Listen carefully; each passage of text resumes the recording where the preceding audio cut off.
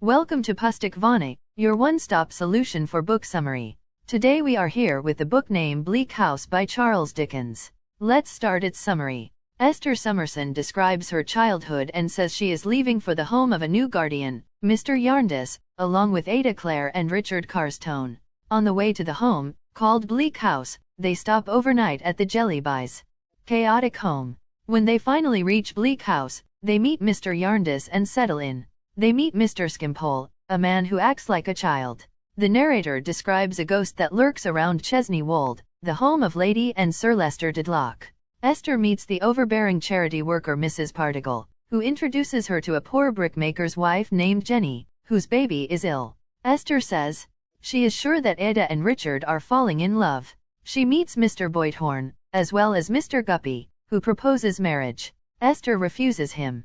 At Chesney Wold, Tulkinghorn shows the Dedlocks some Jarndyce documents, and Lady Dedlock recognizes the handwriting. Tulkinghorn says he'll find out who did it. He asks Mr. Snagsby, the law stationer, who says a man named Nemo wrote the documents. Tulkinghorn visits Nemo, who lives above a shop run by a man named Crook, and finds him dead. At the coroner's investigation, a street urchin named Joe is questioned and says that Nemo was nice to him. Later, Tulkinghorn tells Lady Dedlock what he's learned. Richard struggles to find a suitable career, eventually deciding to pursue medicine. But he is more interested in the Jarndyce and Jarndyce lawsuit, which he believes will make him rich. Neither Esther nor the narrator ever fully explains the lawsuit, because nobody remembers what originally prompted the parties to begin the suit. In London, Esther meets a young girl named Charlotte who is caring for her two young siblings. A lodger who lives in the same building, Mr. Gridley, helps care for the children as well. A mysterious lady approaches Joe and asks him to show her where Nemo is buried. Mr. Jarndyce tells Esther some details about her background. He reveals that the woman who raised Esther was her aunt. The next day, a doctor named Mr. Woodcourt visits before leaving on a trip to China and India. An unidentified person leaves a bouquet of flowers for Esther. Richard begins working in the law. Esther, Ada, and others visit Mr. Boythorn, who lives near Chesney Wold. There, Esther meets Lady Dedlock for the first time and feels a strange connection to her. Lady Dedlock has a French maid, Mademoiselle Hortense, who is jealous that Lady Dedlock has a new young protégée named Rosa. A man named Mr. Jobling, a friend of Mr. Guppy's, moves into Nemo's old room above Crook's shop. Two men, George and grandfather Smallweed, talk about some money that George owes Smallweed. They reach an agreement, and George leaves. Tulkinghorn introduces Bucket and Snagsby introduces Bucket to Joe. Bucket figures out that the woman Joe led to the burial ground was disguised in Mademoiselle Hortense's clothes. Mademoiselle Hortense soon quits her post at Chesney Wold. Caddy Jellyby tells Esther she is engaged to Prince Turveydrop. Charlie Neckett becomes Esther's maid. Mr. Jarndyce warns Ada and Richard to end their romantic relationship since Richard is joining the army. Gridley dies. Smallweed visits George and says that Captain Hawdon, a man he thought was dead, is actually alive, and that a lawyer was asking about some handwriting of his. He asks George if he has any handwriting to offer. George visits Tulkinghorn, who explains that George will be rewarded if he gives up some of Hawdon's handwriting. George refuses. Guppy visits Lady Dedlock in London and tells her he thinks there is a connection between her and Esther.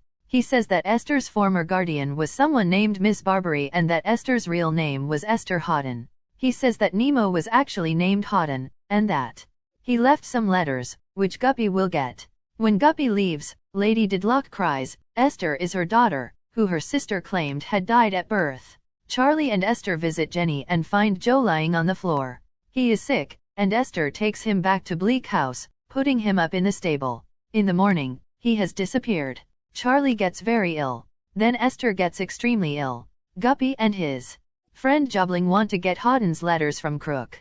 But when they go down to Crook's shop, they find that he has spontaneously commused dead. Later, grandfather Smallweed arrives to take care of Crook's property. Guppy eventually tells Lady Dedlock the letters were destroyed. Smallweed demands payment from George and the Bagnets, on whose behalf he borrowed the money. Desperate, he tells Tulkinghorn he'll turn over the Hawdon's handwriting if he'll leave the Bagnets alone.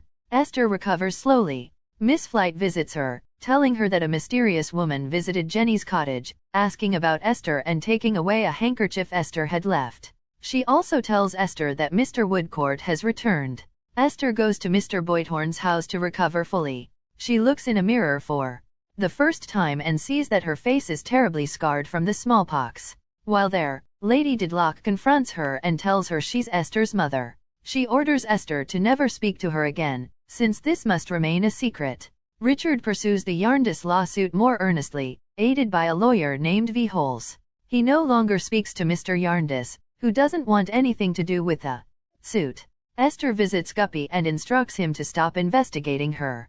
Tulkinghorn visits Chesney Wold and hints that he knows Lady Dedlock's secret. She confronts him and says she will leave Chesney Wold immediately because she knows her secret will destroy Rose's marriage prospects.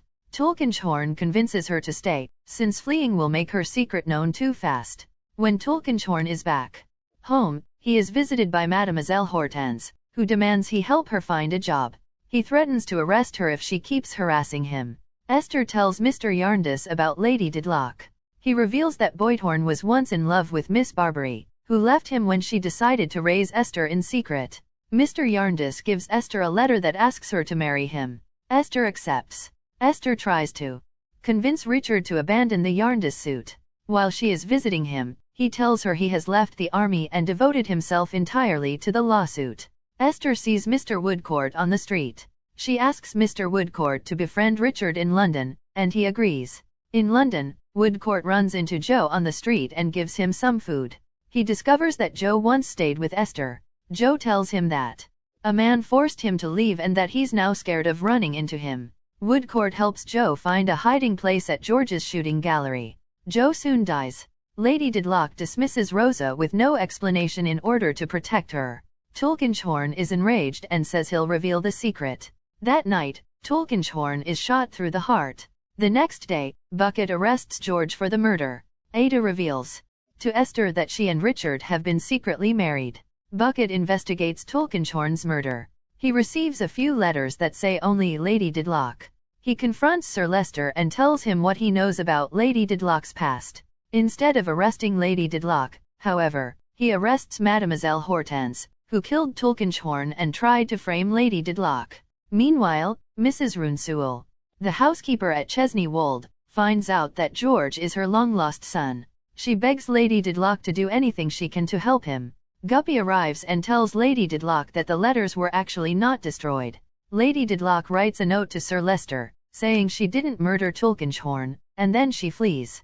Sir Leicester collapses from a stroke. Mrs. Rounsewell gives him Lady Dedlock's letter, and he orders Bucket to find her, saying he forgives her for everything.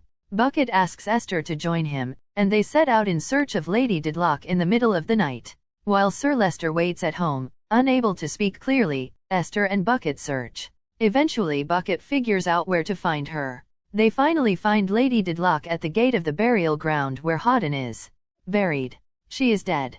Richard is sick and still obsessed with Jarndyce and Jarndyce. Ada is pregnant and hopes the baby will distract Richard from his obsession with the lawsuit.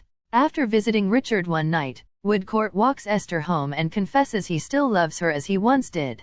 She tells him she is engaged to Mr. Jarndyce. Smallweed finds a Jarndyce will among Crook's property and gives it to V. Holes. George moves to Chesney Wold, where he helps tend to Sir Leicester. Esther begins to plan the wedding. Mr. Jarndyce goes to Yorkshire on business and then sends for her. When she arrives, she finds out that Mr. Jarndyce has bought a house for Woodcourt out of gratitude. He shows her the house, which is decorated in Esther's style, and tells her that he's named the house Bleak House. Then he reveals that he knows she loves Woodcourt and that they should be married. He says he will always be her guardian. Woodcourt appears, and he and Esther reunite. The Jarndyce and Jarndyce case is finally dismissed. No one gets any money since the inheritance had been used up to pay the legal fees. Richard dies. Esther says she and Woodcourt have 2 daughters and that Ada had a son. She is